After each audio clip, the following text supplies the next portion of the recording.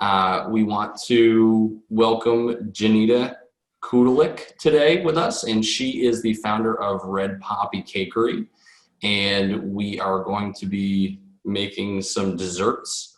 So Janina has been working all over New England, and her specialty is designing cakes and baking in general. So she's going to give us some of her wisdom here and help us go through a recipe that I'll be doing later. I'm not in the kitchen right now, but I believe Christina is. So take it away, Janina.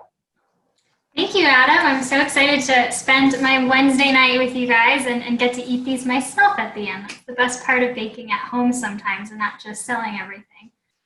So as you mentioned, I own Red Poppy Cakery located in Burlington, Vermont. And typically I'm just making big event cakes and cupcakes, and through COVID, I wanted to figure out how to work more at home and started doing these virtual baking workshops. So I'm really excited to be partnering with Food Wealth Management on this one and spending some time with you guys. So we will be making apple crisp or caramel apple cheesecake in a jar. That's the name of it. Yes, which is a perfect fall treat and a nice creamy, rich dessert to enjoy. That lasts for a few days in the fridge really well. So if you are new to Zoom and just to talk through what this is going to look like, we're going to do everything together step by step. Please interrupt me at any time if you need something repeated, if you have a question, if you have a funny comment, just we're hanging out, jump in at any time with your thoughts on anything. That way I can answer that quickly and we can keep going, because likely if you have a question, someone else in the room is also wondering the same thing. I know there's a few different ways to use the viewing options on Zoom. So some people like to keep it on gallery where you'll see everybody's faces or screens. You can also hover over my video and hit pin this video, in which case I will always be a little bit bigger and in front of you, so you'll be able to see what I'm doing a little larger.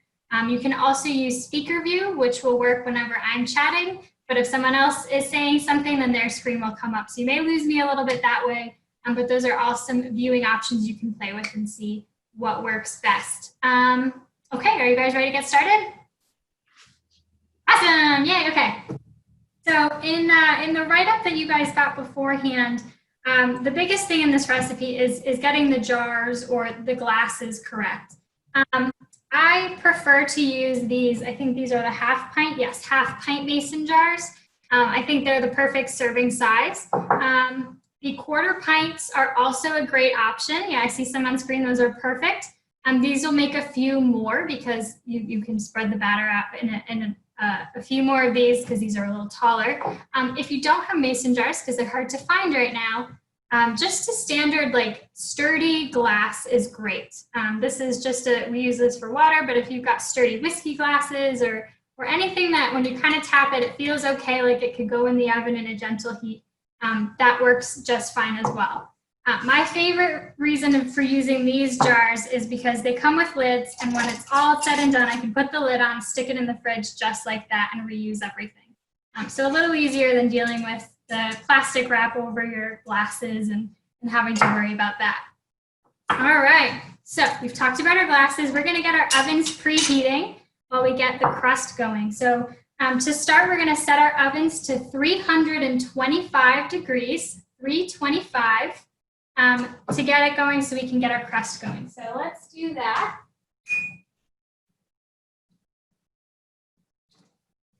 I often get asked the difference between a convection oven and just your standard baking. It's all about air circulation. So if you have a convection oven, it just means there's a fan in your oven circulating that heat, so you have a more even and intense heat. So you'll find sometimes things bake a little bit faster. If you have just a standard oven, that is great and that's fine. Things might be a little more uneven. That's why sometimes cookie recipes will have you rotating the pan to make sure it's a more even heat. But they both work great for this recipe. You won't really find much of a difference for what we're gonna do. All right, so for our crust, we're gonna start with some crushed graham crackers. We wanna get about 2 cups worth of crushed graham crackers. Now, something that I like to do is cheat, and you can buy the graham crackers already crushed. So I cheated a little bit on that. a good note for making these in a pinch. I also like to mix up the crust by adding a little bit of oats if I like oats, or crushed nuts, or sometimes coconut. So I usually say you can do about a 1/4 cup of that 2 cups in some other substances that can add nice texture and flavor. So I've done a 1/4 cup of oats, and then 1 3/4 cup of the graham crackers in here. We're going to be able to mix right in a small bowl, or I have just a measuring cup, but we're going to be able to mix it right in a small cereal bowl or measuring cup. So to our graham crackers and or nuts and oats mixture, we're going to add 1 tablespoon of sugar. This is not a lot, it's just to sweeten it a tiny bit because the graham cracker already has some sweetness to it. So 1 tablespoon of sugar. Now, personally, especially since we're going in the apple direction for the topping, I love to add a dash of cinnamon to my crust always. Every cheesecake that I make, I think it adds such flavor that I really enjoy. If you're not as much of a cinnamon fan, then you can leave it out, and we'll just put that on the apple component on the top. But I just do a little dash of cinnamon. And we're going to melt some butter. Real fancy melting technique. You take a coffee mug, your butter, and you melt it in the microwave. Very, very simple. So we're going to do a 1/4 cup, which is a 1/2 stick of butter. Now for this being a crust recipe, you will be fine with salted or unsalted butter. Whatever you carry at home works great for this recipe. Unsalted butter comes in baking more so in cakes and more so in frostings, but for a pie crust or a cheesecake crust, I wouldn't worry about the difference. So I'm going to melt this in my microwave for about 30 seconds, see if I need to go a little longer, but that should about cover it.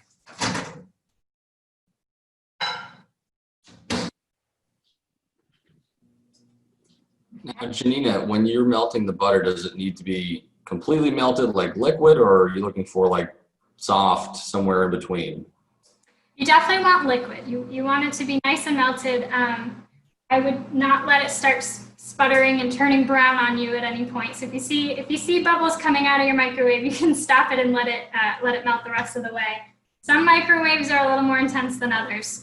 If you don't have a microwave at home, you can always do this stuff on the stove as well. Just a gentle warm till it's nice and melted. Good question.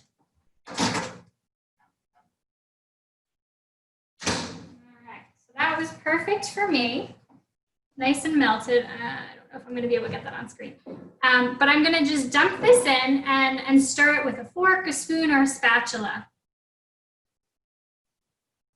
There we go. To me, this is one of the best smells in the universe. It's just graham cracker cheesecake crust. And you will find that this is a little bit more crumbly than your typical cheesecake. And that's because in a standard round cheesecake, you want that bottom crust really packed down. So when you slice it and serve it, it stays together. If we were to do that at the bottom of our jars, you would have a really hard time getting to scoop it out. So we do want it a little bit more crumbly. And that's actually a really good point in general to mention, is that this recipe is adapted for jars and glasses and small sizes. I would not scale this up to a cheesecake, or you're going to have a little bit of a dry cheesecake. If you ever want a cheesecake recipe that's not for jars but for a pan, feel free to email me and I will send you a good recipe for that. So this smells pretty great. You can see it's nice and crumbly. The butter has nicely distributed around. So we're going to evenly put this throughout our jars. So when you're using a 1/2 pint jar, you're going to get about 6 or 7. If you're using the 1/4 pints, you're going to get about 10 to 12. And really the only difference is serving size, and then a little bit about baking time. And we'll talk a little more about that when we're actually baking our cheesecakes. Okay, so I'm going to get a spoon and just distribute this. Now, if you have a little bit left over, if you don't want to use all that we made, this makes for a great ice cream topping. This makes for a great sprinkling into your pancakes. Throw it in your waffle mix. There's lots you can just do with butter and graham crackers together. I love doing like a s'mores sundae with this stuff. dangerous, but it's good. So while we're all scooping evenly, I like to toss in a little bit of baking trivia while we're hanging out here. So I'm going to ask something out loud, and you're welcome to unmute yourself and jump in with your guess. So this has been on my kitchen tour of America, as I've been calling my virtual classes, the one that has stumped all but one person in all these months. So we're going to see if you guys know the answer. And that question is, where in the world were croissants invented? Where in the world? And I'm looking for a country here. Where were croissants invented? I'm going to go with France, but I'm going to guess that's wrong. It seems too easy. It's gotta be too obvious. Yeah. It's not France. Italy. Nope, not Italy. Good guesses. Greece? Not Greece. These are great guesses. Let me know when you're ready for me to just tell you. Germany. Japan. Germany is a good guess. You're getting closer. Getting closer. Should I ask Siri? No, she's cheating. Russia. No, a little further away now. It was Vienna, Austria. Croissants Ah. were Vienna, Austria. Although at the time it was the Austro-Hungarian. So when you said Germany, you were basically correct because it was all part. Those I was in the Yeah, you were close. in the You're neighborhood. close. And so are you guys ready to stick these in the oven? Are you good to go? Wait, so can you explain what you have going on there, that dish? Sure. So I just put them in this container just so that I can easily put them in and out of an oven. If you have Okay. a 513 pan or something, that's great. There's no water in there? Not yet. Nope. The Okay. water doesn't need to go in until the filling has gone in. Thanks for that. So let's go in the oven. I'm going to set an 8-minute timer for these, and I will answer the rest of the legend of the croissant.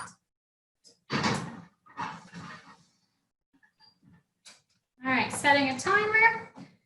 So the legend of the croissant, there was a war going on at the time.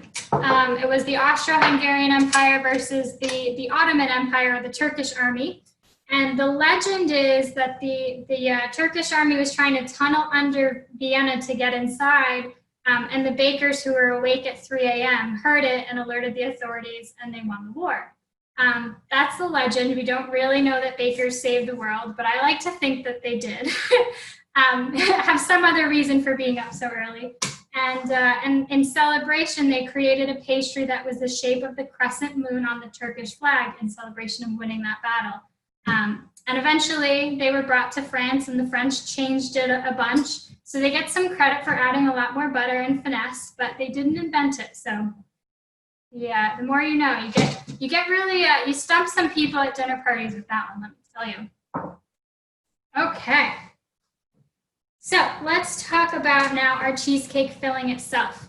So it's important for this step that our cream cheese is really soft. You really want it to have sat out as long as possible.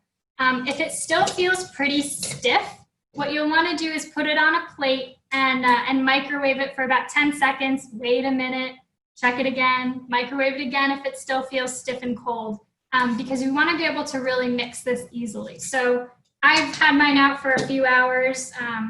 It's pretty stable to be out for like 5 hours or so. So if anyone needs to microwave and warm it up, you can definitely take that little shortcut. Hasn't been sitting out quite long. It feels weird mentally to put cheesecake on or cream cheese on the counter and like leave it there for a long time because we're so trained to have it in the fridge. But it really is okay. It's going to get baked, so we're good. Okay. If you need to microwave, go ahead and microwave. So we're going to have two 8-ounce packages of cream cheese. Now, there's a lot of steps in baking that you can do to make things a little more health conscious. I do not advise taking a different kind of cream cheese for this recipe. All of the less fat cream cheeses, they have a different texture and they're just not as nice in a cheesecake. So if you're gonna make dessert and have a sweet anyway, just splurge a little on the and have those extra calories. So we've got 2 ounces of cream cheese going in a bowl. What's nice about this recipe is we won't need an electric mixer at all. It's all able to just be done by hand. Okay, so yeah, we'll use our whisk in a little bit. We've got 2 ounces of cream cheese in our bowl, and we're gonna add 1 cup of granulated sugar. 1 cup of granulated sugar. Now we're gonna try to mix these a little bit together. This cream cheese is still gonna be a little bit thick. The sugar is gonna help it start to thin out, and as we add our eggs and as we add our other ingredients, that will thin out to basically be a yogurt liquidy consistency. So just get it a good head start. Right now you can tell it's all clumped in the center, totally normal. Just pound it out. That's fine. Okay. Now, like I said, this recipe would not translate very well into a full 8 or 9 inch cheesecake. And that's because of the size and the way that we're baking this. So keep that in mind for different ratios. But we are going to use 2 types of setting methods, thickening methods, when heat is added. One is an egg, and one is cornstarch or flour. Both of those things in a liquid mixture, when hit with heat, are going to firm up into a nice consistency. So we're adding a little bit of both. I would cut back the cornstarch and add more eggs, and a whole different ratio if it was a big cheesecake. So keep that in mind. This is jar cheesecake. Okay, so let's add 3 tablespoons of cornstarch or flour. I don't really have a preference. I've used both. It's nice to know you could use both. So if you had gluten-free guests coming, you would just use gluten-free graham crackers and the cornstarch, and then you've got a gluten-free recipe to please your crowd. So we've added 3 tablespoons of cornstarch or flour. We're gonna add eggs 1 at a time. If you add them all at the same time, it can make especially if they're still a little bit cold, it can make that cream cheese thicken back up. So by adding 1 at a time, you're gently cooling the temperature, going this way, cooling the temperature and allowing it to mix in easily. We put all 3 in and it was really cold, you get clumpy cream cheeses because they're too cold. So we're gonna add eggs 1 at a time, 3 in total. And you'll see this mixture really change. It'll get much easier to stir.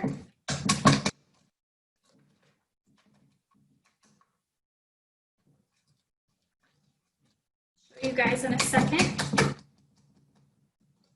Remember that big clump that was in my whisk? No longer as big of a clump, and there's a lot more liquid going on in here. So we're getting there. We're really getting to the right consistency. So I'm gonna add my second egg now. Okay.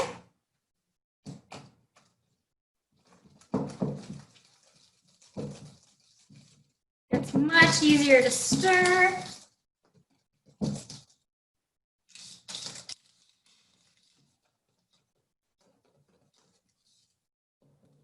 I'm going to add my 3rd and final egg.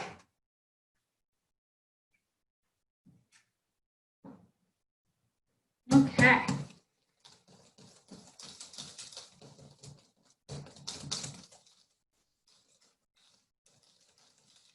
Got 2 last ingredients going on in here, and that's going to be our vanilla, which I always say to measure with your heart. I don't think anyone can tell you how much vanilla should go in anything because it really doesn't matter. It's preference, it's a flavor, it's not doing anything important in a recipe. You're not ruining a ratio, so measure your vanilla with your heart. Use what you think you need. If you're someone who needs an amount, put in 2 teaspoons, okay? There's always that one person in a class who's like, but I need to measure it because I'll use too much or I'll use too little. 2 teaspoons for you, but I feel confident you can measure that with your heart. All right, fabulous. So the last thing we're gonna add is cream or milk or half and half. And this is gonna make this a much creamier, rich texture. The reason I give you a choice of those 3 is because I am a big believer in using what you have at home. So if you've got, creamer for your coffee, use that. If you use half and half of your coffee cream or milk, all 3 of those will work. I don't think anyone should have to go out and buy something to just use a tiny bit in a recipe and then it's going to go bad. So feel some encouragement to use whatever you tend to use in your coffee, whatever you have at home for your for other reasons, and we'll measure that. So we're going to do a half a cup of cream or milk, or half and half. All right. Now, say you want to make this recipe again, but you want to change it up. You want to do different flavors other than the apple topping. Hold that thought. Timer's going off. We can take our crusts out. Again, they're not packed down. They're not going to be super set. This just helps them solidify a little bit, helps that butter kind of set into the mixture. So we can take them out, set them somewhere where they can cool down a tiny bit.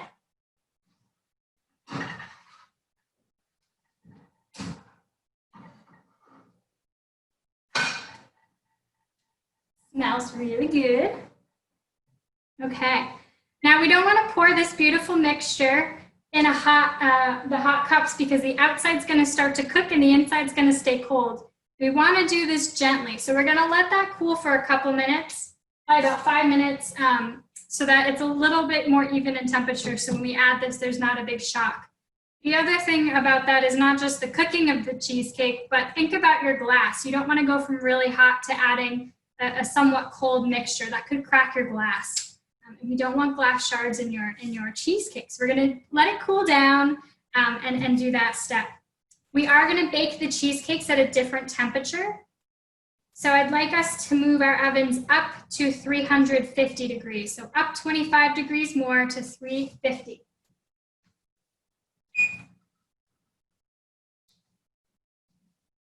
Awesome. And I know I feel like we're going really fast. It's because once this stuff is in the oven, then we can slow down and just do our apple topping and have a little more fun. So it's just about getting the class to the baking time of the cheesecake, okay? How we doing? Good? Awesome. So Janina, how many cups did you put in of the half and half or milk, whatever it was? 1/2 cup. Okay. Mm-hmm. So I think I was in the middle of sharing how you might want to play with this recipe if you were making it a different season or a different time.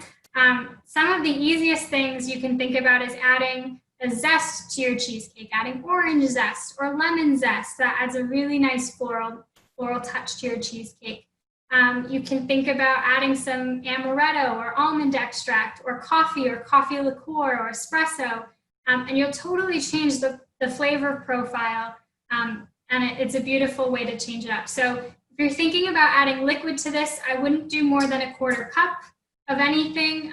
But if this recipe can handle about 1/4 cup of that alcohol or that coffee, etc. If you're doing extracts, I would just do about 1 teaspoon. And if you're doing zest, I would do maybe 1 to 2 lemons or oranges or limes. But it's a really fun way to play with this recipe in different seasons and totally rethink it and change it. So you can make the same recipe for a dinner party about 8 times and do it different every single time, and no one will know. All right, so we're waiting for that to cool. So let's talk about the water bath. I think water bath can feel and seem really intimidating if you've never baked with one before. And maybe with a cheesecake, like a standard cheesecake in a springform pan, it can be a little intimidating because you've got to really get the foil around it right so the water doesn't get in. When it's in a glass jar, as long as you don't get liquid inside the jar, you're okay. So it's a little bit easier. I do not recommend putting the water in until it's in your oven. If I'm going to carry this around full of water, I'm probably going to splash on myself. I'm probably going to splash inside, on my floor. It's going to be a mess. So I always recommend put it in the oven and then add your water. Now, a baker's tip is that you want that water to be warm, if not hot already.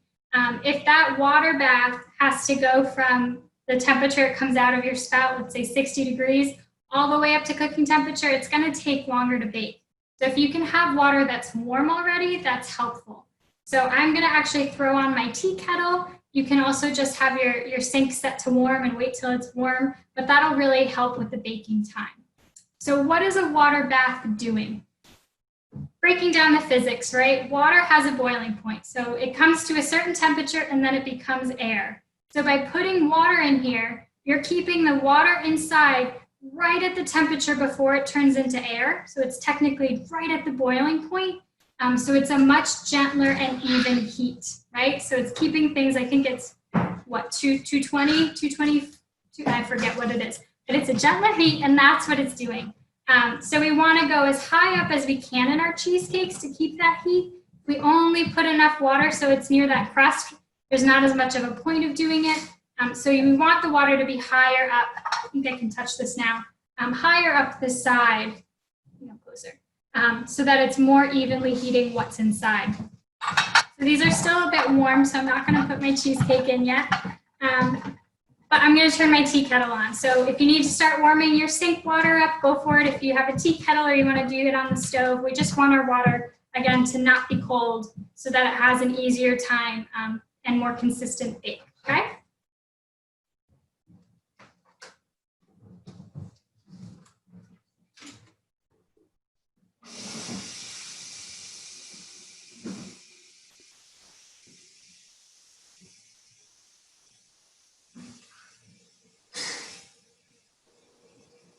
Hey, Adam and Heidi, how's it feel sitting there and not being able to taste this stuff as you're going along? You know, I'm doing good with it because I know I have dessert at home. Yeah, I'm really wishing I had a hot plate or something right here. I'm wishing you were closer so you could bring us one of them. Tomorrow's another day. Right? That's true. Yeah. But I think your kids will eat them all. No, Kennedy definitely won't. Paige might. She loves the smell of this right now. It's so fabulous. Awesome. Well, I'll ask another trivia question while we're hanging out and waiting for this to cool down and our water to warm up. So let me think. I've got a bunch. Okay, this is a good one. So which came first, chocolate chips or chocolate chip cookies? A little bit like the chicken and the egg here, but chocolate chip cookies. You got to vote for cookies. Anyone else want to guess? I'd say the chocolate chips. I got to go with chips. I go with cookies, and I bet they use the... Oh, real chocolate. No, I'm going to change it to Heidi's answer. I'm answering it because I think it's not a normal answer. Right, and I would go with that they made it with real chocolate and then eventually just made the chips to be convenient. Yep, you guys are correct, yes. The chocolate chip cookie was invented first by accident by a woman named Ruth. She worked at the Toll House Inn in Massachusetts. That's why Toll House is still so associated with chocolate chips and chocolate chip cookies. And she got real bored of always having to melt chocolate and butter to then add it to a batter to make her chocolate cookies. So she figured if I just chop it up really fine and throw it in the cookie, it'll probably melt into the batter while it's in the oven, right? Wrong. Of course, those chocolate chunks that she had chopped up stayed suspended, and she invented a whole new cookie that became so popular. Eventually, the chocolate chips followed instead of people always having to chop up their chocolate bars. So good job, Heidi. You got that right from the start. Oh, it's just a wild guess. And it wouldn't have been like the pretzel, right? How the pretzel was invented. I don't know that story. Do you want to share? Sure. Pretzel was invented, the soft pretzel, hard pretzel was invented because they accidentally overcooked the soft pretzels. And then they found them popular, so people liked them. That makes sense. I like both. I'm a big pretzel fan. Well, and on the History Channel the other day, if we're talking facts, there was the whole history of how Mars and Hershey came about working together and stuff. Who would have thought that that was actually an interesting story? I have no idea, but John and I were just sitting there watching it, and wow, it kind of seemed like a mystery almost. Very cool. Yeah. Very cool. So, Christina, since you're baking with me, how are your glasses? Are they warm or are they hot? They're warm where I can touch it. Yep. As long as they're not too hot to touch, they're going to be okay to put our batter in. Again, that's why we're using sturdier glasses. And by sturdy, I just mean thicker. It's not fragile like a wine glass. It can handle a little bit of variation. So, but how cool would that look if we did these in wine glasses? It would look really cool. I'd be so worried that you would have glass everywhere in your oven. They would shatter because they're not tempered. Don't get any bad ideas. It would Oh, be real I know. cool. You'd be buying a new oven. That one is still a little warm, but we'll try it. Okay. So the point now is we're going to try to distribute this as evenly as you can to help the baking time stay. So I usually fill it an inch or maybe, probably about an inch in all of them, and then I'll go back in and fill each one a little bit. It's better to do it that way by just doing a little at a time in all than doing one really big one and realizing you didn't have enough for the rest. So we want to keep this as even as possible. So I'm going to give it one last stir just to make sure there's nothing that is separating, and start pouring.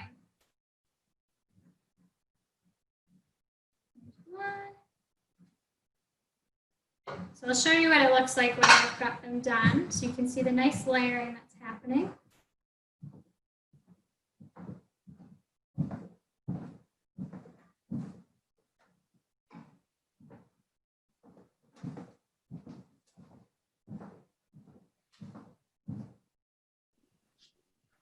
So Janina, about what consistency is that kind of like? It looks like it's pouring pretty easy. Yeah, it's like a very thin yogurt or a very thick eggnog, somewhere between that.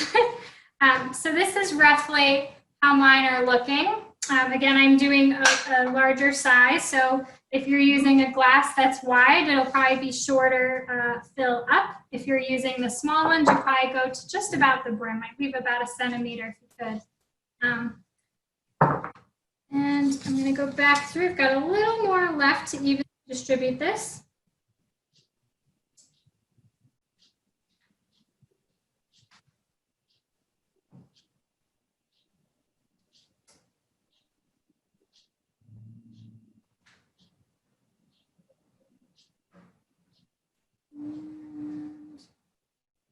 That is it. Okay. So I'm not going to put my water in until this is in the oven, and then I'm just going to fill my pan here. So if I put this a little closer there, you can see, right? So this is going to be pretending it's inside. I want to go up to about 1 inch below where this pan ends so that I have a little bit of room.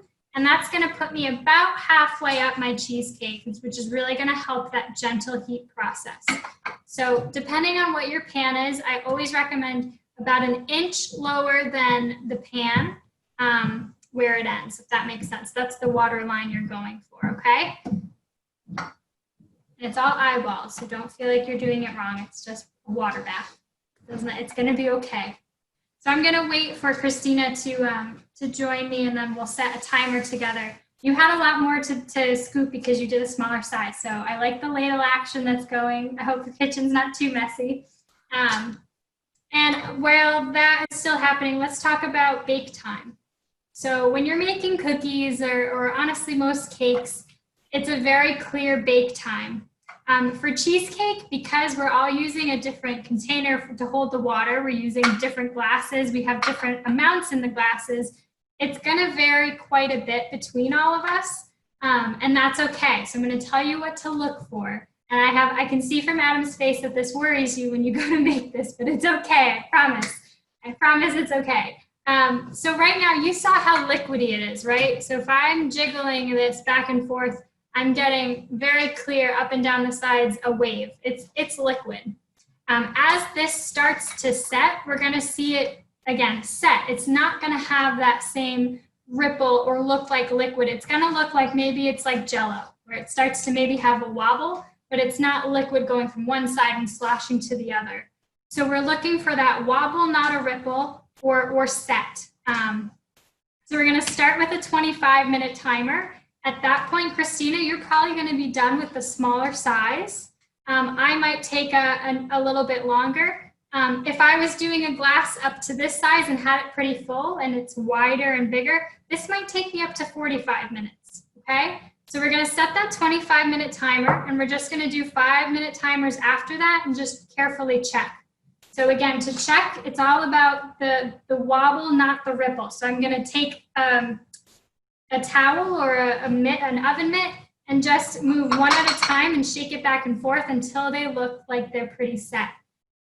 When things are hot, they'll have a little more movement than when it's cooled down and then in the fridge. So mentally, let's think about temperature. This is not going to set. These eggs and cream and cheesecake are not going to set until the internal temp is about 160 degrees. But eggs are safe at 110. So keep that in mind, that if you're worried about undercooking it and eating raw egg, by the time this is even close to setting, you have long over since made that egg safe, okay? So keep that in mind, that if you find this time you had a little bit of a runny cheesecake, you had wished it had baked a little longer, it's still edible. Just write that in your note of your recipe and bake it for 5 more minutes or 10 more minutes next time, okay? So remember, that is a really big Fahrenheit degree separation, so you're safe to eat, even if it's runny, okay? All right, so I'm gonna put this in the oven. I think, Christina, you're either ready or just behind me. I am right with you. So now that it's in the oven, I'm gonna pour my water in. I don't have to do much movement. To about 1 inch below the surface of my container.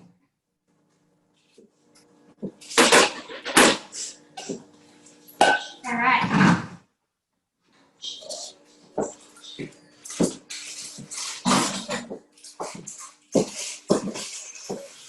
Oh. So I'm setting that 25-minute timer. Cold water into that water bath, that would probably be about double.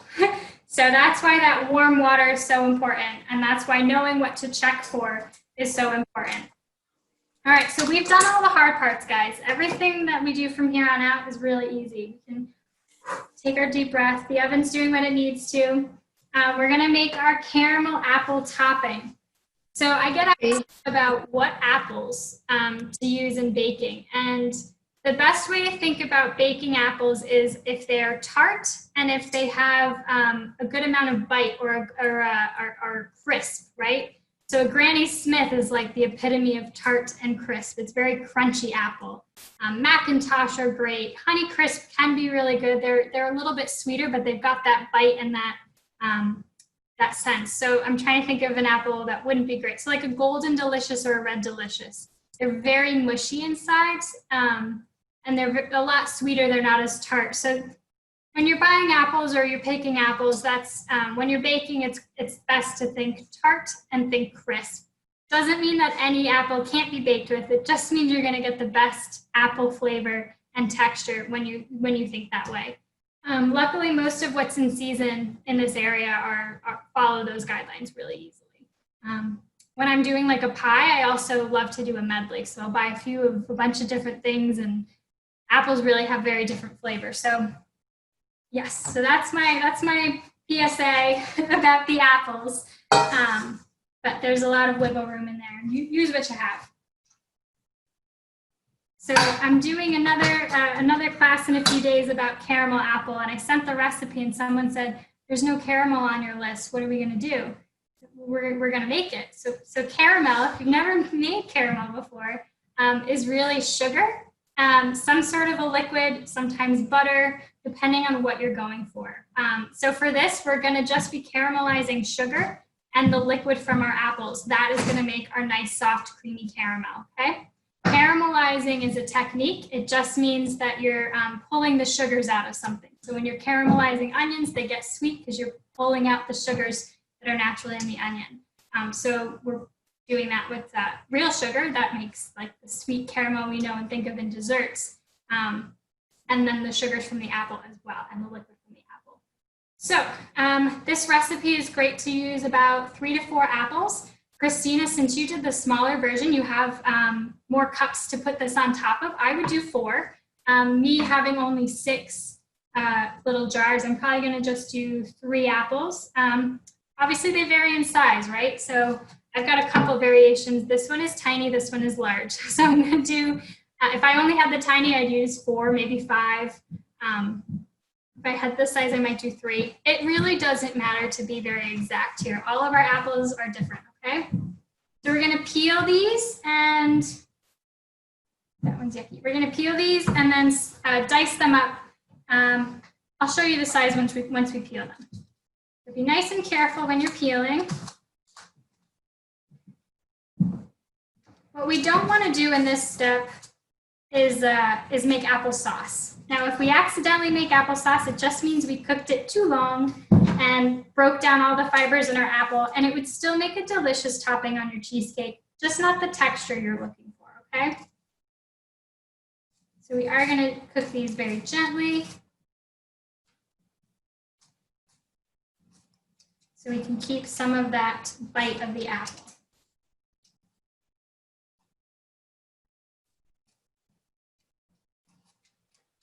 Okay. And this cheesecake doesn't technically need a topping. It's just really fun to put this on there. In different seasons, you might want to top with lemon curd or jam. You can put strawberry jam or any kind of jam on top. This is just a fun way to play with this recipe. So if you find that you'd rather have your cheesecake like a purist, you can always keep this on the side or put this on pancakes or ice cream or add some whipped cream and just eat it like that. It's basically the inside of an apple pie or an apple crisp that we're going to make on the stovetop.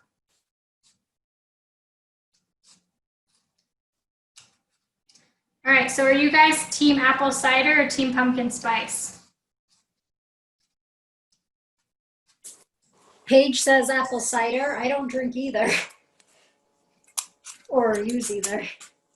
I'd say both, depending on the mood. Yeah, I'm equal opportunity. That's a great way of putting it. Yeah, me too.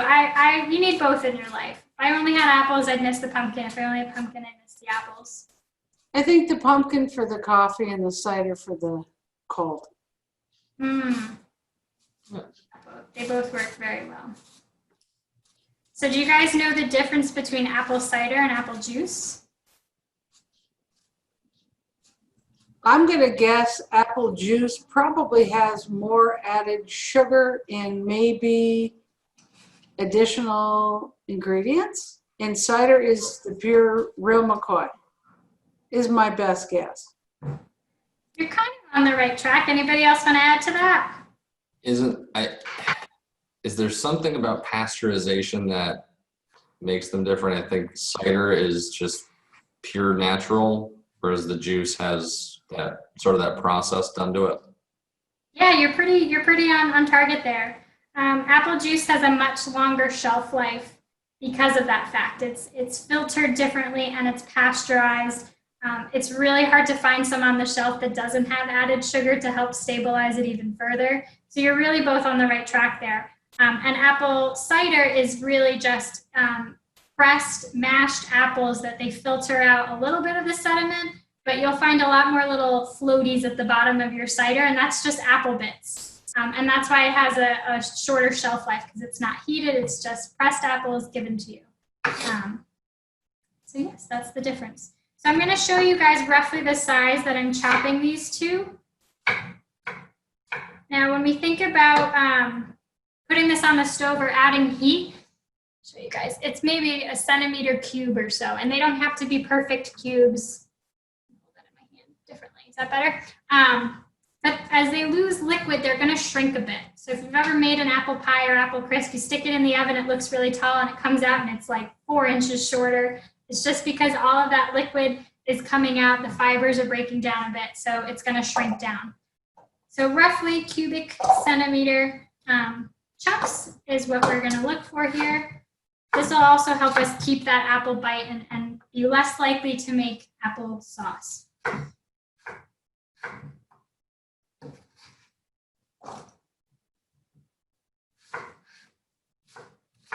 right.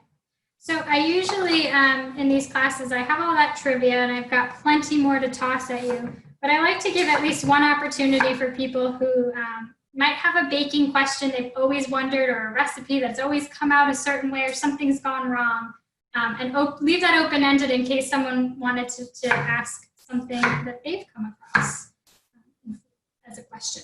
So do you guys have any baking questions that have haunted you all your lives?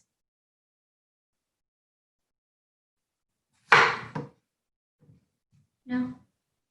What about like, is there any way with, I know it's, you know, my limited culinary skills here, like a box mix of brownies. Is there any way to get limited hard edge, like crusty edge of the brownies? Because I'm a big fan of the middle of the brownies, not so much the edge pieces.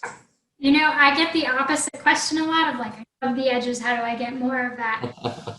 Actually, a really good technique for that is to do the water bath technique. If you can get a pan that's bigger than that, you're going to help the outside of your pan stay cooler that way.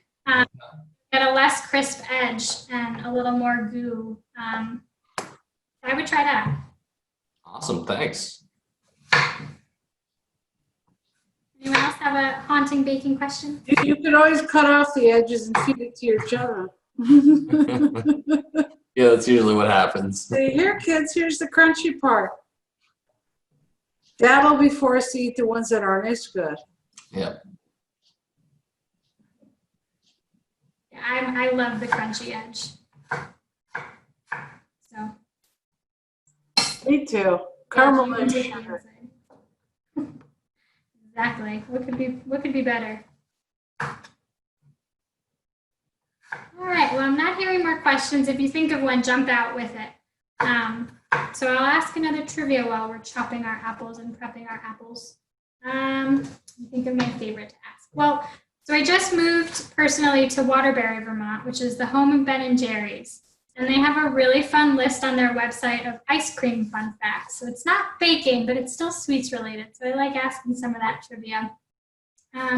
So which country eats the most ice cream per capita per year? So the most ice cream per person per year. Take a guess. Italy. Great guess. Nope. Very unexpected. No, they'd be eating gelato, and I don't think that qualifies. Cuba, United States. Cuba. Cuba's a good guess. I actually happen to be Cuban, but they don't eat ice cream. Really? I'd go with U.S. U.S. is a great guess. We're number 2. We eat 5.5 gallons of ice cream on average per person per year. Just a lot of ice cream, but we're still beat by somebody. Anybody want to take a guess? Canada.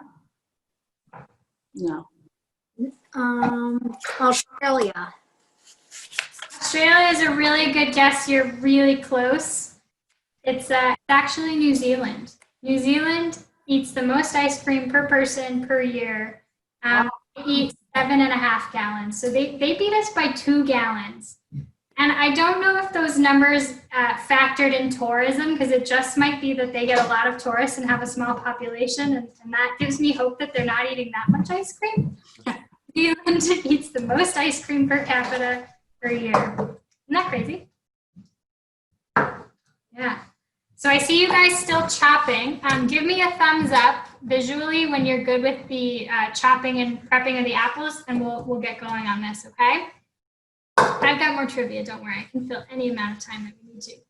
So, okay, the way that we knew a recipe was invented is when we started seeing it in print. So being sent in letters to people, being in the newspaper and magazines and pamphlets.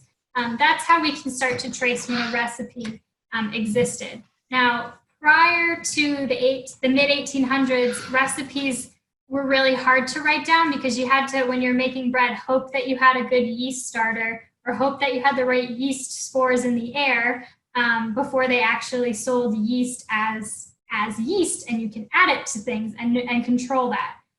Prior to baking soda and baking powder being invented, you had to whip cream, or you had to whip egg whites to a certain consistency that created the rise in any sort of cake or cookie, because it would have little air pockets that expand when they're heated.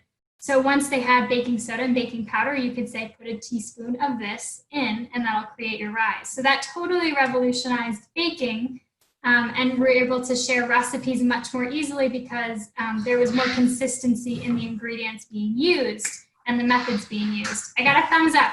I'm gonna finish my thought in a minute once we're on the stove. Okay, so we've got our apples in here. So now we're gonna add a 1/4 cup of brown sugar.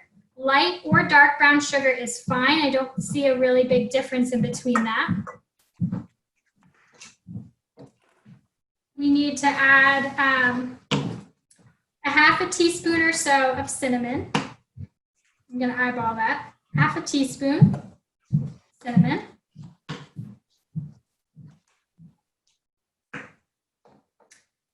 A 1/4 teaspoon of ground ginger. 1/4 teaspoon of ground ginger. And then just a dash of nutmeg. Just a dash of nutmeg. Extra points if you're grating your nutmeg fresh. There's nothing like a fresh grated nutmeg, but the amount that I use, it makes more sense to always have it in ground form. Okay. See, lots of careful measuring. Let me know if I need to repeat any of that. I went through that fast. Okay. The last thing going in is just a dash of salt. Now, salt is important in recipes because of how your tongue deciphers flavors. So one side does sweet, one does sour, one does bitter, one does salty. So when you're only tasting things that are sweet, you can't define the differences in all of that sweet. So think of candies. A lot of candies, not the ones with the peanuts, those have salt, but a lot of candies are a very flat flavor. As soon as you add salt into your recipe, you can now differentiate all of those sweet flavors that are happening because there's an opposite to it. So that's why salted caramel is so much better than regular non-salted caramel. It has more flavor, has more depth. So in most recipes, the salt that's added is so minimal, but without it, your cookie or your cake or your whatever would taste very flat. So I know this is the first time we're adding salt into the recipe, and that's because cream cheese already has salt. The graham crackers already had salt in the baking. So we didn't need to add it there because they're already salty things. So a little dash of salt, which is just going to help us pick up on the sweet, different flavors going on. Okay, now we're ready to give this a stir and put this on a medium heat. And we're just going to keep an eye on it. We're going to watch it start to have some liquid at the bottom as the liquids from the apples start cooking out, and it's going to caramelize our sugar. So we know it's going to be ready when we see two things. One is that it's not gritty sugar anymore, it's liquidy sugar, caramelized sugar. So we're gonna feel for that texture difference from having the brown sugar as crystals, so the brown sugar is a nice liquid. And we want the apples to be soft but still hold their shape. So the best way I recommend to do this is to have some spoons on the side that you're going to use to taste every once in a while. Just blow on it before before biting it so you don't burn your tongue. But that's the best way to do this, is just every couple of minutes or so, eat a bite of apple and see what you think. Again, if we overcook this, then we're just going to applesauce, which will still be a delicious topping and have the same flavor, just a different texture, okay? So I'm gonna get my spoons ready. I saw a bunch of eyes light up when the method of cooking and knowing when it's done is just taste it. I like that. All right.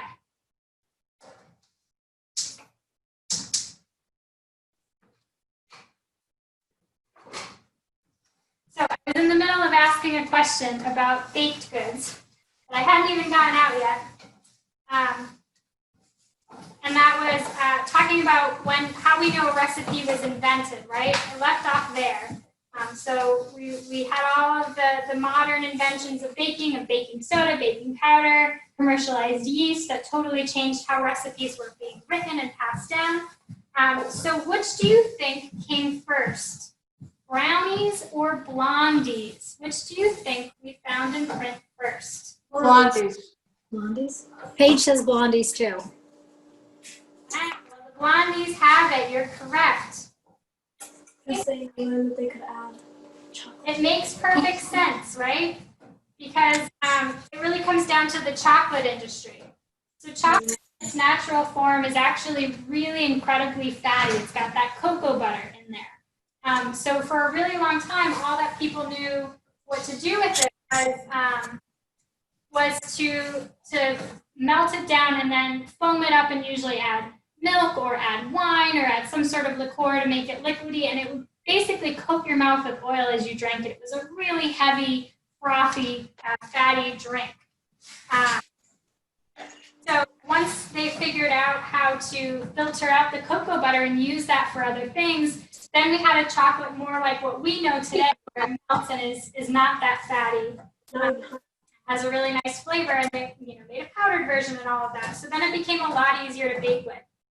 As well, it was much easier or much cheaper as the tray groups became accessible. So it was so expensive for so long and so fatty for so long. So once they processed it and figured out how to cheaply transport it around, then people started baking with it and inventing brownies. So blondies showed up in the late 1800s, and brownies showed up in the early 1900s, so a little after. So how are your apples looking? Mine are starting to get, the sugar's starting to melt out. I have a little liquid at the bottom of the pan. I think they're getting closer. How are you doing, Christina?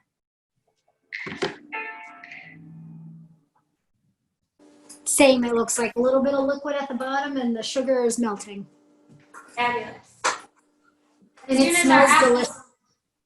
Great.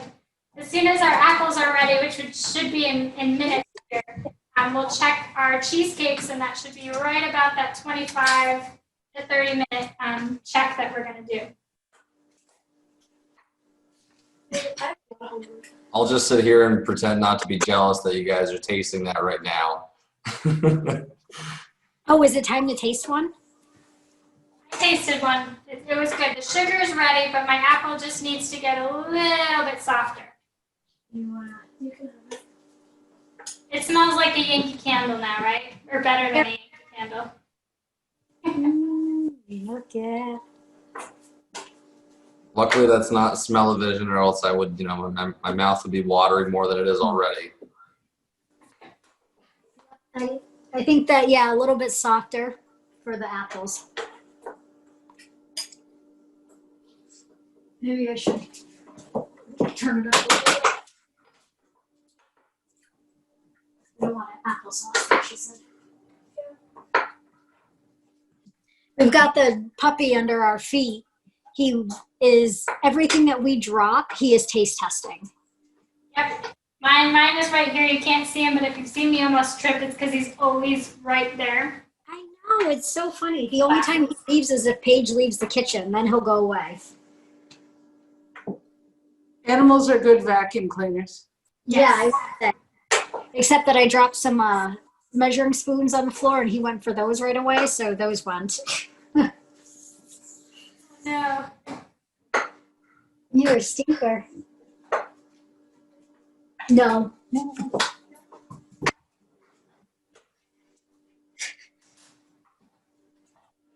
How's it going there, Paige? Good. It started like bubble. It's starting to bubble. Should we turn it down a little bit? Yeah, sure.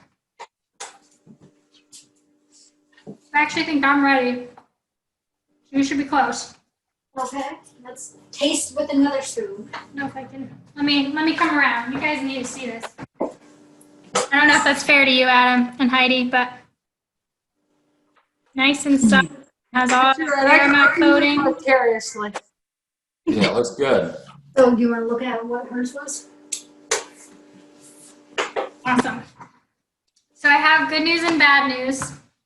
The bad news is that cheesecake is normally served cold, right? So we might need to wait a little while. The good news is it's still delicious warm. So if you need to eat one tonight warm, still amazing and wonderful. You don't have to wait. But I would recommend waiting until your cheesecake has come to room temperature or so, closer, before adding the caramel and the apple. Because if you put it on while it's hot, all the caramel is going to slide down the inside and it's going to look like a droopy kind of messy thing. If you let it cool all the way and you put this on top, it'll stay nice as straight wafers. So scoop on there tonight what you want to eat tonight, and scoop on there either later tonight or tomorrow what you want to look pretty and sit in your fridge and impress yourselves tomorrow or your friends and family. So what you're saying is after tonight, obviously for our taste testing, but tomorrow we can put the toppings on all of them and store them in the refrigerator that way. Yep. Okay. And I'll go over that a little bit again. But let's check now. We've had about our 25 to 30 minute or so. I think, Christina, you're going to be there and I might be close. Depends on our ovens and the temperature of our water, but we're looking for a more of a set for a very slight wobble. They may have risen a little bit too. They'll sink down again. I'm going to give myself 5 extra minutes. Just the inside is a little wobbly. But I'm close. No wobble. Yeah, it looks like mine's set. Perfect. I figured yours were going to be ready. So go now. And be very careful with the hot water. If you, some people prefer to leave their ovens open, kind of pull the rack out and let things cool there before moving things. That might be difficult with your dog, as for me. So be very careful taking that out, okay? So I opened up the oven and the dog decided to lick it. Yeah. Is he okay? Yeah, she's bringing him to his water. Oh. Oh. Who decided to put ovens at dog height? I don't understand. Like, I think we all need the high up wall ovens that were big in the 90s. Those were such a good idea. He mustn't have been hurt too badly because he came right back. Is he a lab or a golden? I'm sorry? Is he a lab or a golden? He is a golden doodle, but he looks like a black lab. Okay, yep. Those are the 2 kinds of dogs that are famous for this. Yeah, oh, how cute.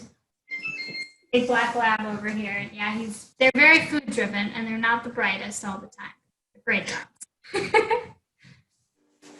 So ours is like applesauce mode. We'll take it off. There we go. Right over there. Oh no. Perfect. It looks pretty good though. It looks very good. Awesome. Were you able to take your container out of the oven, or are you letting it cool in the oven? Oh, yeah, it's already out. Perfect. Some people get nervous with the sloshing of the water, so I just wanted to check in. Awesome. So what you'll do is in a few minutes when they're a little bit cooler, I would just take them all out of the water and just let them sit on the counter probably for an hour, maybe a little bit more, until they're really close to room temp. And then you can put the topping on and then put them in the fridge, okay? So what you need to eat tonight is going to just be warm, and you can eat that and create that at whatever temperature. Letting it cool all the way helps you get that nice sharp layer. Yeah. I'll try to be patient. It's tough. I'm definitely going to eat one as soon as it's out of the oven. But yeah, so that's pretty much all I have for you guys. You can put it together once the temperature is right. But do you guys have any questions if you were to make this again, or what you might want to change, or any comments? That's all helpful. I mean, It's a fun idea. I like the thought about making little mini desserts. It's definitely novel. right, and using it for Christmas gifts or something, you know, like not a gift, but you know how you give something to a neighbor or whatever. Oh yeah, a gift. Food. Yeah.